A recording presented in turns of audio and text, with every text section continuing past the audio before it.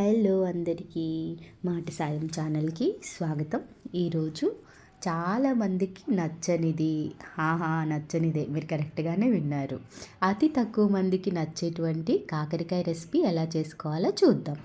ఇక్కడ మనకి కావాల్సినవి కాకరకాయ ముక్కలు, ఆనియన్స్, గార్లిక్, ఒక 2-3 రెడ్ చిల్లీ, కాస్త కరివేపాకు నా ఫేవరెట్ అండో, మస్ట్ అండ్ షుడ్. సో ఇక్కడ ఏంటంటే ఇదంతా మనం ఇండక్షన్ మీద చేసుకోబోతున్నాం అనమాట. హాస్టల్లో అయితే గ్యాస్లు ఉండవు కదా, సో అందుకు. సో దీన్ని ఇండక్షన్ ఆన్ చేసి ఇక్కడ మనకి చాలా ఆప్షన్స్ ఉంటాయి. డీప్ ఫ్రై అని, కుక్కర్ అని, ప్రెషర్ కుక్ అని చెప్పి, కర్రీ అని చెప్పి, సాట్ అని చెప్పి. సో మనం సాట్ అయితే ఆన్ చేసుకున్నాం. అందులో కూడా 160 degrees టెంపరేచర్ వస్తుంది, పవర్ కాదు. దానిది చాలా ఎక్కువ మనకి, అందుకని 100కి తగ్గించుకున్నాము. సో ఇక్కడ ఏంటంటే అందులో మనం కడిగి పెట్టుకుంటాం కదా కడాయి, దాంట్లో వాటర్ పోయేంత వరకు వెయిట్ చేసి కాస్తంత ఆయిల్ వేసుకున్నాము. ఆయిల్ అంతా ఒక సైడ్కే ఉంది, ఎందుకంటే మనం ఇండక్షన్ని చైర్ మీద ప్లేస్ చేసాము, అది కాస్త వాలుగా ఉంటుంది. దీంట్లో కాస్తంత జీలకర్ర, కాస్త ఆవాలు వేసుకొని ఫ్రై చేసుకోవాలి. ఫస్ట్ ఇలా జీలకర్ర చక్కగా చిటపటలాడుతున్నప్పుడు కాస్త మనం ఇంకా ఆనియన్స్ని వేసుకోవాలి.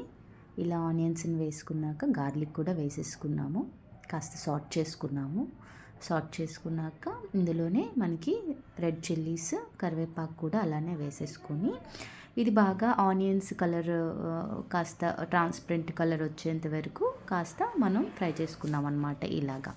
దీని తర్వాత మనం కట్ చేసి పెట్టుకున్నటువంటి కాకరకాయ ముక్కల్ని కూడా వేసేసుకున్నాం. ఇందులో వేసేసుకొని ఇలాగా కాస్త సాట్ చేసుకొని మూత పెట్టుకోవాలన్నమాట. అదే ఇప్పుడు ఇంకా మనం 100 degrees టెంపరేచర్ దగ్గర మాత్రం ఉన్నాము, టెంపరేచర్ని ఎక్కడ కూడా తగ్గించలేదు. ఇలా కాస్త పచ్చివాసన పోయిన తర్వాత ఇప్పుడు మనం దీని టెంపరేచర్ని 80కి తగ్గించుకుంటున్నాం అనమాట, లో టెంపరేచర్ మీద, లో ఆర్ మీడియం. ఎందుకంటే మనకి సాల్ట్లో తక్కువ వెళ్ళదు, 80 is the least అనమాట. దీంట్లోనే మనం కాస్త సాల్ట్, ఇందులో కాస్త పసుపు కూడా వేసేసుకుంటున్నాం ఇదే స్టేజ్లో.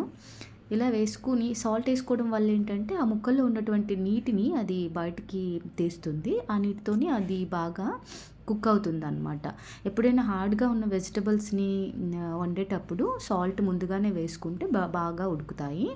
అలా కాకుండా మనకి సాఫ్ట్గా లైక్ బెండకాయ ఇలాంటివి వండేటప్పుడు వేయకూడదు అనమాట సాల్ట్ ముందుగానే, ఎందుకంటే అందులో వాటర్ వస్తే అది ఇంకా జిగటగా అయిపోతుంది. సో అలా అన్నమాట, ఇది ఒక ట్రిక్ మనకి. నాకు కూడా వంటలు రావు, మీకు చూపిస్తున్నప్పుడే నేను కూడా ట్రై చేస్తున్నాను.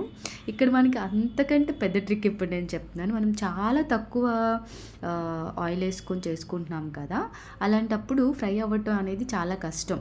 అది ఒకవేళ మనకి నాన్ స్టిక్ ప్యాన్ కాకపోతే. సో అందుకని చెప్పి మనం స్టీల్ పాత్రలో ఎప్పుడైతే వాడుతున్నామో ఇలా మనం మూత పెట్టుకున్న తర్వాత వచ్చే ఆవిరి వాటర్ అనేది అందులోనే పడేటట్టు వేసుకోవాలి. ఒకటి, రెండు ఏంటంటే మధ్య మధ్యలో చాలా తక్కువ వాటర్ని నేను ఇలా వేసుకుంటున్నాను. ఆ వాటర్తో అది ఉడుకుతుంది, ప్లస్ అది కర్రీలా అవ్వదన్నమాట. ఇక్కడ ఏంటంటే చిల్లీ పౌడర్ కూడా వేసుకున్నాము. ఇది నాకు అనిపిస్తుంది ఇది కాస్త లాస్ట్ స్టేజ్కి వచ్చింది అని చెప్పేసి ఆ స్టేజ్లో మనం చిల్లీ పౌడర్ని వేసుకున్నాము.